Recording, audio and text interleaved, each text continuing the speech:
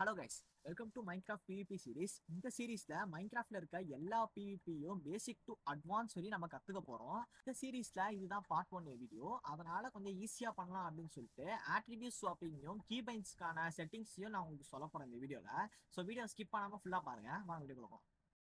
So attribute swapping அப்படின்னா என்னன்றதை பார்ப்போம். இப்போ நீங்க ஒரு பிளேயரை அட்டாக் பண்ணணும் அப்படின்னா அந்த பிளேயர் உங்களோட ஹிட் ரேஞ்சுக்குள்ள இருக்கும். அதாவது ஒரு பிளேயரோட ஹிட் ரேஞ்ச் வந்து 3 பிளாக், 1 2 3. இந்த பிளாக்ஸ்குள்ள இருந்தா மட்டும்தான் உங்களால அந்த பிளேயர் அட்டாக் பண்ண முடியும். இந்த 3 பிளாக் உள்ள இருந்தா அட்டாக் பண்ண முடியும். சப்போஸ் நீங்க 4 பிளாக் இருந்தீங்கன்னா அட்டாக் பண்ண முடியாது. ஆனா நீங்க ஸ்பியரை வச்சு அட்டாக் பண்ண முடியும். ஏன்னா ஸ்பியரோட ரேஞ்ச் வந்து 4 பிளாக்ஸ். ஸோ ஆட்ரிபியூட் ஸ்வாப்பிங்கை நீங்க பயன்படுத்தி இந்த ஸ்பியரையும் இந்த ஸ்வாடையும் ஒன்னா மெர்ஜ் பண்ணி பயன்படுத்தலாம். அது எப்படின்றது இப்போ பண்ணி காட்டுறேன். இப்போ நான் திரும்பவும் 3 பிளாக் ரேஞ்சில் நிற்கிறேன். இப்போ நான் அப்படியே கொஞ்சம் ஃபார்வர்டு வரேன். இப்போ வந்து என்னால் ஹிட் பண்ண முடியல. நான் ஸ்பியரை கையில் எடுத்துட்டு இப்படி அட்டாக் பண்ணுறேன்.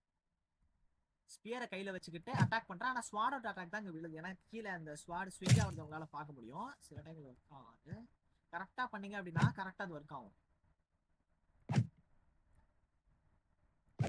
இதுதான் ஆட்ரிபியூட் ஸ்வாப்பிங். ஒரு வெப்பனோட பவரை இன்னொரு வெப்பனுக்கு டிரான்ஸ்ஃபர் பண்ணலாம். இப்போ நான் எப்படி ஸ்பியரோட 4 ரேஞ்ச் பிளாக்கை இந்த ஸ்வாடுக்கு டிரான்ஸ்ஃபர் பண்ணணும், அதே மாதிரி உங்களால சில வெப்பன்ஸோட பவரை இன்னொரு வெப்பனுக்கு டிரான்ஸ்ஃபர் பண்ண முடியும். ஆனால் இந்த ஸ்பியர் அண்ட் மேஸ் இது ரெண்டுத்துக்கு மட்டும் தான் ஒர்க் ஆகும். நான் என்ன கிளியரா எக்ஸ்பிளைன் பண்ணுவேன். இப்போ இந்த ஆட்ரிபியூட் ஸ்வாப்பிங்கை எப்படி பண்ணணும் அப்படின்னு சொல்றேன் கிளியரா. நீங்க முதல்ல எந்த வெப்பன்ல இருந்து எந்த வெப்பனுக்கு மாத்தணும் பவரை அப்படின்றத சூஸ் பண்ணிட்டு ஒரு ஸ்பியர், இப்போ நான் ஸ்பியர் வச்சிருக்கேன் அப்படின்னா 4 ரேஞ்ச் 1 2 3 4 4 பிளாக் பண்ணிருக்கேன். இப்போ நான் அட்டாக் பண்ண முடியுமா?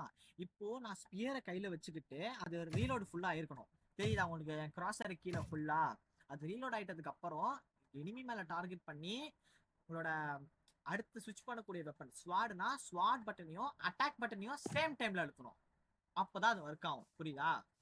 அந்த ஹாட் பார் கீயும் அப்பதான் உங்களோட இந்த ஆட்ரிபியூட் ஸ்வாப்பிங் ஒர்க் ஆகும். இதை பண்றதுக்கு நீங்க முதல்ல இந்த ஸ்க்ரோலை யூஸ் பண்றத ஸ்டாப் பண்ணுவோம். ஸ்க்ரோலை யூஸ் பண்ணாம ஃபுல்லா கீபைன்ஸ்க்கு மாறணும். இப்போ நாங்க செட்டிங்ஸ்க்கு போறேன். கீபைன்ஸ்ல போய் பாத்தீங்க அப்படின்னா என்னோட ஸ்லாட்லாம் இப்படிதான் இருக்கும். 1 2 3 4 இந்த 4 ஸ்லாட்டையும் நம்மளால ஈஸியா ஆக்சஸ் பண்ண முடியும் நம்பர்ஸ் வச்சு. 5 6 7 8 9லாம் ரொம்ப தூரம் இருக்கிறதுனால நம்மளால ஆக்சஸ் பண்ண முடியாது. அதனால அதோட கீபைன்ஸ் எல்லாம் மாத்திக்கோங்க உங்களுக்கு ஏற்ற மாதிரி. நீங்க இப்பதான் ஃபர்ஸ்ட் டைம் கீபைன்ஸை பயன்படுத்த போறீங்க அப்படின்னா என்னோடதே வச்சுக்கோங்க. இது உண்மையிலேயே ரொம்ப நல்லாவே இருக்கும். டி வந்து 5, 6 வந்து சி, 7 வி, 8 எஃப், 9 வந்து ஆர். உங்களுக்கு கீபைன்ஸை நான் வைக்க சொன்னதே ஒரு முக்கியமான ரீசன்டாக தான். ஏன்னா நீங்க எல்லா ஸ்லாட்டையும் ஈஸியாக ஆக்சஸ் பண்ணணும் அப்படின்றதுக்காக. இப்போ என்னோட ஃபுல் அவுட்ஃபிட் இருக்குமா, நான் எல்லா பொருளும் எடுத்ததுக்கு அப்புறம் இப்படிதான் இன்வென்ட்ரி இருக்கும். ஃபர்ஸ்ட் ஸ்வாடு, செகண்ட் ஆக்ஸ், தேர்ட்ல என்டர்பல், ஃபோர்த்தில் வந்து இன்சார்ஜ் வச்சிருப்பேன், ஃபிஃப்த்தில் வந்து நம்ம யூஸ் பண்ற ஸ்பியரு, அதுக்கப்புறம் சிக்ஸ்த் ஸ்டாப்ல வந்து வாட்டர் பக்கெட் வச்சிருப்பேன். வாட்டர் பக்கெட் வச்சு டச் பண்றதுக்கு சில டைம் வச்சிருக்க மாட்டேன் இதை. அதுக்கப்புறம் 7th ஸ்டாஃப்ல ஈட்டிங், அதாவது ஏதாவது ஒரு ஃபுட் வச்சிருப்பேன். அந்த இடத்துல ஆப்பிள் ஏதாவது ஒன்று வச்சிருப்பேன். அப்புறம் 8th ஸ்டாஃப் டோட்டம் இல்லைன்னா ஏதாவது ஒரு பிளாக்ஸ் வச்சு சர்வைவலில் யூஸ் பண்ணுறதுக்கு வச்சிருப்பேன். அதுக்கப்புறம் கடைசியா ரொம்ப ஓவர்போட்டான வைப்போம் நம்ம மேசை வச்சிருப்போம் கையில.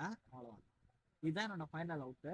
அதுக்கப்புறம் இன்னொரு முக்கியமான விஷயம் என்னன்னா இந்த வாட்டர் பக்கெட்டை எப்பவுமே சீலே வச்சுக்கோங்க. ஏன்னா சி ஃபார் கிளச் அப்படின்னு நாம வச்சுக்கோங்க. கிளச் பண்ற எல்லா ஐட்டத்தையும் நீங்க சீலே வச்சுக்கோங்க. கீழே எங்கேயாவது இப்போ நீங்க அப்படி வெல்றீங்க அப்படின்னா கரெக்டா சி அழுத்தி ரைட் கிளிக். வெல்றப்போ ஒரு ஜஸ்ட் செகண்ட்ல பண்ணா கூட இது பர்ஃபெக்டா இருக்கும்.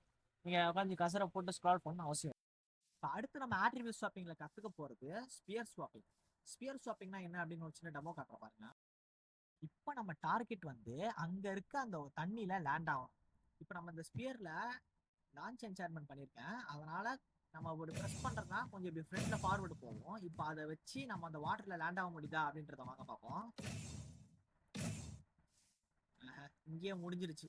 நார்மலா லேண்ட் ஆக பார்த்தா அங்கேயே முடிஞ்சிருச்சு. இப்போ அதுவே நம்ம ஆட்ரிபியூட் ஸ்வாப்பிங்கும் ஸ்பியரையும் கம்பைன் பண்ணி யூஸ் பண்ணுவோம். ஸ்பியர் ஸ்வாப்பிங் சர்வைவல் பண்ணுவோம். ஜஸ்ட் ஈஸி, ரொம்பவே ஈஸியா அங்க இருந்து இங்க வந்துட்டோம். இன்னொரு வாட்டி பண்றேன்.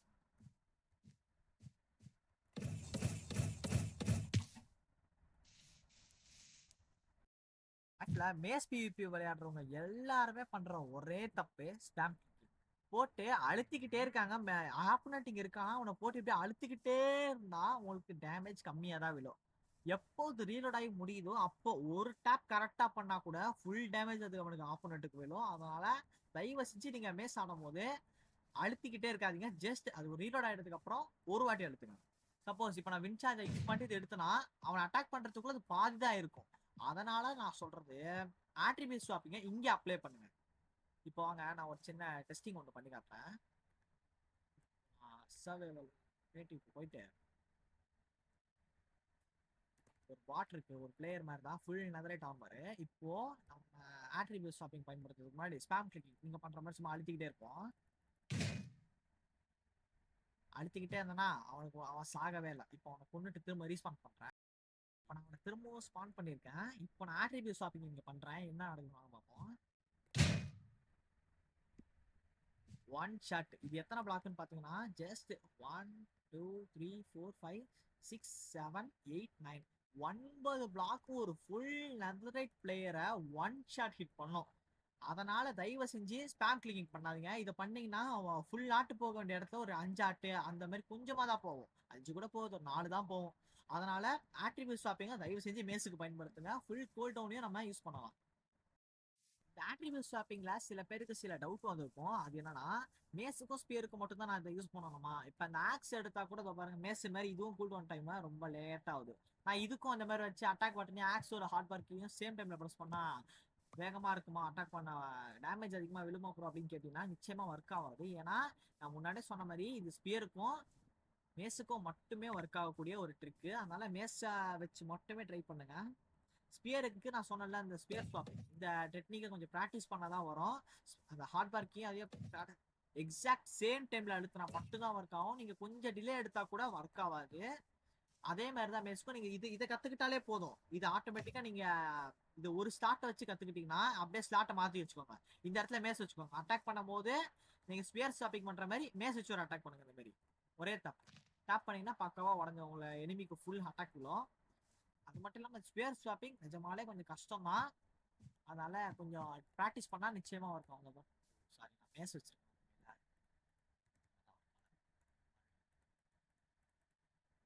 ரொம்ப ப்ராக்டிஸ் பண்ணாதான் ஈஸியா ஒர்க் ஆகும். ஜஸ்ட் ரொம்ப ஈஸி தான். சால்ட்டா வந்துட்டோம். நீங்க அழுத்த அழுத்த நீங்க எவ்வளவு பர்ஃபெக்ட் டைமிங்ல அழுத்தணும். அதே மாதிரி அழுத்திக்கிட்டே இருந்தா இந்த மாதிரி ஒர்க் ஆகிட்டே இருக்காது. அழுத்தி முடிச்சதுக்கு அப்புறம் கொஞ்ச நேரம் கேப் விட்டுட்டு அழுத்தணும். உங்களுக்கு இது பண்றதுக்கு கஷ்டமா இருக்கு ப்ரோ, எனக்கு இது ரொம்பவே கஷ்டமா இருக்கு அப்படின்னா உங்களுக்கு கடைசியா ஒரு ட்ரிக் சொல்றேன். என்ன ட்ரிக்னா நீங்க ஜஸ்ட் உங்க கமாண்ட் ஓபன் பண்ணிக்கிட்டு /tick rate 10 அப்படின்னு வச்சிட்டீங்கன்னா உங்க கேமே ரொம்பவே ஸ்லோ மோஷன்ல இருக்கும். தெரியுதா உங்களுக்கு எவ்வளவு ஸ்லோ மோஷன்ல நடக்கிறேன்ட்டு? கொஞ்சம் ஈஸியா இருக்கும் பண்றதுக்கு. நார்மலா வேற மெதுவா நீங்க அழுத்தி ப்ராக்டிஸ் பண்ணிக்கலாம். ஜஸ்ட் விழும் போது அந்த ஹார்ட் பார்க்கையும் அதே சேம் டைம்ல ஒரு அழுத்து. அப்புறம் திரும்ப நார்மலா போகணும். எஃப் அழுத்தி, அதாவது நீங்க எந்த பட்டன் எந்த ஸ்டார்ட்டுக்கு வேணா போகலாம். ஆனா அந்த ஸ்டார்ட்ல வேற ஒரு வெப்பன் இருக்கக்கூடாது. இப்போ நான் ஆக்ஸ் இங்க இருக்கு அப்படின்னா இந்த ஆக்ஸ் எந்திரிக்கிறதுக்கவே மேலே எடுத்து வைக்கவே ஒரு 2 செகண்ட்ஸ் ஆகும். இந்த டைமிங்லாம் பத்தாது. அதனால நீங்க வேற ஏதாவது பொருள் வச்சுக்கலாம். டோட்டம் ஆஃப் அண்டைங்க, அப்புறம் சாப்பாடு, இல்லைன்னா ஏதாவது ஆர்மர் அந்த மாதிரி ஏதாவது வேற ஏதாவது ஐட்டம் வச்சுக்கலாம். எனக்கு கேட்டா டோட்டம் வைக்கிறதா பெஸ்ட். ஏன்னா டோட்டம் நீங்க எப்பவுமே இதுல இருக்கணும். ஆட்ரிபியூட் ஸ்வாப்பிங் பண்ணும்போது மேஸுக்கு ஸ்விட்ச் பண்ணணும், ஸ்பியருக்கு ஸ்விட்ச் பண்ணணும். இது ரெண்டுத்தையும் நீங்க மாத்தி மாத்தி பண்றதுனால டோட்டமே உங்க கையில இருக்கனா உங்க எனிமி உங்களை அடிச்சாலும் டோட்டமே தான் பார்ப்போமே தவிர உங்களுக்கு எதுவும் ஆகாது. ஒரு சேஃப்டி மாதிரி இருக்கும். அதனால டோட்டமே வெறும் ஒரு கையில வச்சுக்கோங்க. ஸ்பியர் இருக்க ஸ்லாட்டுக்கு போயிட்டு திரும்ப டோட்டமுக்கு வரணும். ஸ்பியர் டோட்டம் நான் கரெக்டா ஸ்பியர் அட்டாக் டோட்டம் மாறி திரும்ப திரும்ப அதை ப்ராக்டிஸ் பண்ணிட்டே இருந்தீங்களா உங்களுக்கு நிச்சயமா வரும். இப்போ 10 டிக்ரேட் 10 அப்படின்னா கேமோட பாதி. நார்மல் மைன்கிராஃப்ட் வந்து 20ல ஓடும். 20னா நார்மல் நம்ம விளையாடுற ஸ்பீடு. இதுதான் 20. நீங்க டிக்ரேட் 10க்கு குறைச்சிங்க அப்படின்னா அது 0.5 மாறும். நீங்க இதுல ஓரளவு நல்லா பண்ணதுக்கப்புறம் 12, அப்புறம் 14, அப்புறம் 16 அப்படியே 2/2 இன்க்ரீஸ் பண்ணிட்டே இருந்தீங்கன்னா கடைசியா நீங்க 20லயும் நல்லா இதை பண்ணலாம். வீடியோ பேக் கடைசி வரையும் பார்த்து ஆட்ரிபியூட் ஸ்வாப்பிங் கத்துருப்பீங்கன்னு நம்புறேன். ஓகே, அடுத்த வீடியோவில் நம்ம எலக்ட்ரா மேசிங்க உங்களுக்கு எப்படி பண்ணோம் அப்படின்னு நான் சொல்லி கொடுக்குறேன். அது இதை விட கொஞ்சம் கஷ்டம் தான். ஆனால் நீங்கள் கற்றுக்கிட்டீங்க அப்படின்னா ரொம்பவே யூஸ்ஃபுல்லாக இருக்கும். அது ஒரு கிளிப்பு வேணால் நான் கடைசியாக ஆட் பண்ணி விட்றேன். போறதுக்கு முன்னாடி சேனலை ஒரு வாட்டி சப்ஸ்கிரைப் பண்ணி பெல் பட்டனை கிளிக் பண்ணி வச்சுக்கோங்க. ஏன்னா அடுத்த வீடியோ வரும்போது உங்களுக்கு நோட்டிஃபிகேஷன் வரும். Okay, bye guys.